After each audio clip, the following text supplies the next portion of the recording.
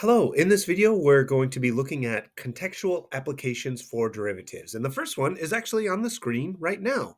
This idea of marginal revenue, the increase in revenue that results from the sale of one additional unit. If we think about it, this is actually asking for the derivative because a derivative tells us slope. And if we think about a slope of like 3/4, say that's our slope, that would mean that we go up 3 and then over 4. So we get an increase of 3 for every 4. If we had a slope of 12, that would mean it's a 12 over 1. So we would go up 12 and over 1. If you just put a dollar sign in front of this and call this a widget, that is marginal revenue because it is a slope. It is also telling us what is the increase in money over increase of one widget or whatever is being produced, that additional unit made. Let's see an example.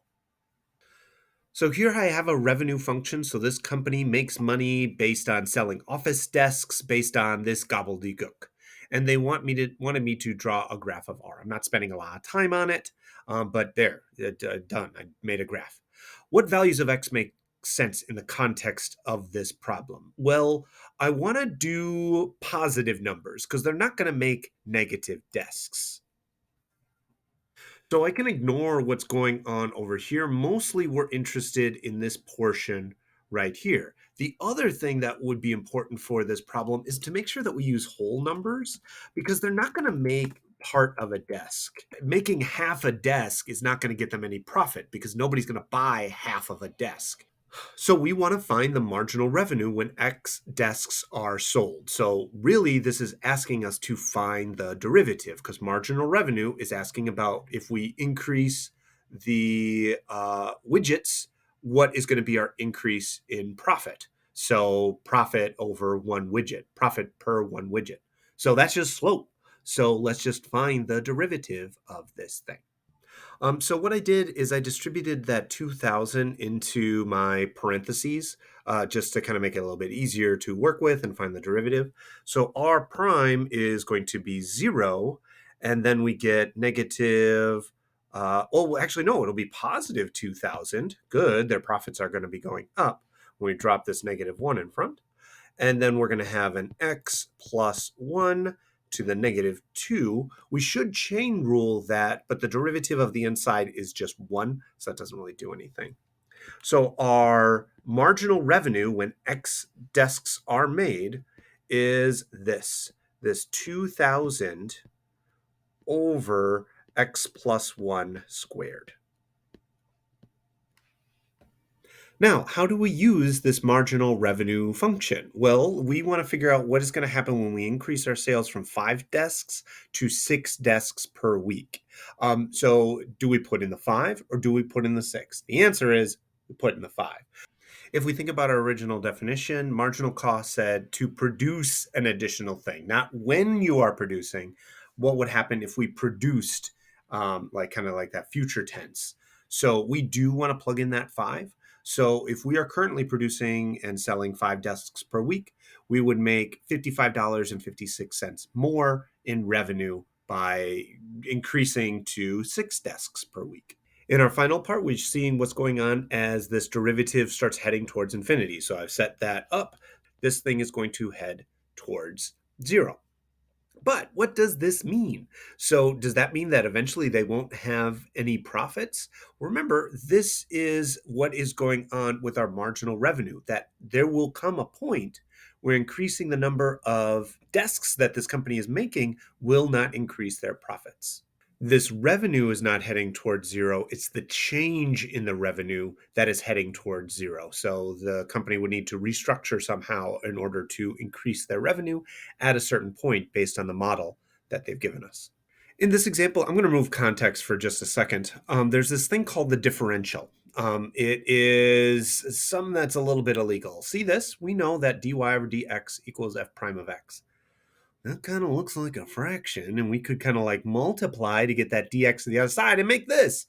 We're not really allowed to do that, but it does kind of work for derivatives. It was originally related to this idea of infinitesimals. which is something that you need real deep calculus to understand. It's the idea of a number that's infinitely small. Um, but I'm not going to spend a lot of time on it.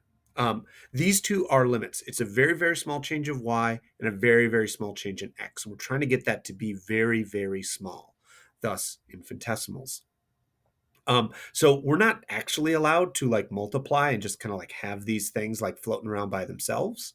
They always both need to show up so that they create this derivative thing. If we just have a dy, that's not cool. We have to have dy and dx.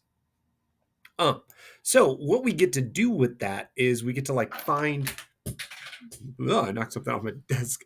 We get to find particular values of what is that small little bit of change in x. If we have that small change in x, what is our small change in y? But this lesson is all about applying it. So let's see where this can apply. Okay, so here we go. In this example, we have our percentage error and of 1% in a 10 centimeter cube. And we want to figure out how off is the volume going to be if we're off by 1% on the edge of our cube. So we can know the change in what's going on with the volume as our side increases, but we want to know if we're off by like that little bit. So we can do that differential idea and separate the dv and the dx. So we get dv equals 3x squared dx.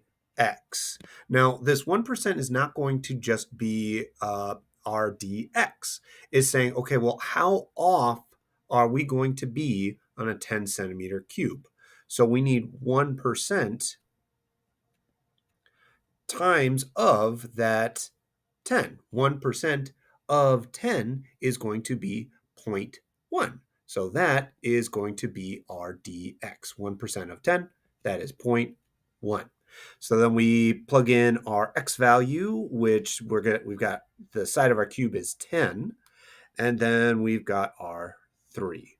So our dv equals all this stuff multiplied together, which equals, I think, 0.3? No, 30. My bad. Just like our dx was a percentage times how big our thing was, we want to do the same thing with dv.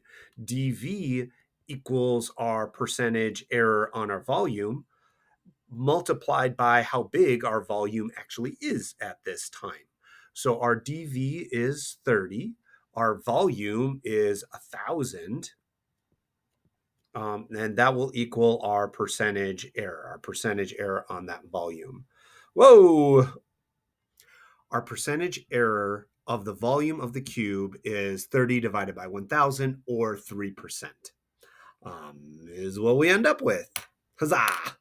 So ends our video on these contextual applications. So this marginal revenue is looking at what is the increase in revenue if we sold one additional thing. This marginal revenue isn't going to really stick around, but this differential idea, we are going to continue to play with this in a later unit. And so I'm just trying to give you that first introduction of playing around with that dy dx. We're not really allowed to because they aren't technically distinct variables, but for the purposes of the calculus that we're doing, it doesn't cause any issues as long as we have that dy dx and we also still have the derivative in the mix. And that's it for this video. Thanks for watching. Goodbye.